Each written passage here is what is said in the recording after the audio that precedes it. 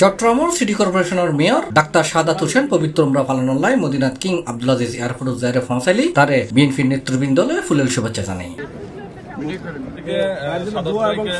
এই সময় উপস্থিত আছেন মদিনা বিএনপির সদস্য সচিব আব্দুল মান্নান, যুগ্ম আহ্বায়ক আলী হোসেন আমিন, যুগ্ম আহ্বায়ক নাসির উদ্দিন লিটন, যুগ্ম আহ্বায়ক আবুল কালাম, শহীদুল ইসলাম, মদিনা যুবদল সিনিয়র সহসভাপতি আশরাফুল ইসলাম রবিন, যুবদল নেতা আতিয়া রহমান ও মোহাম্মদ শফিকুল ইসলাম।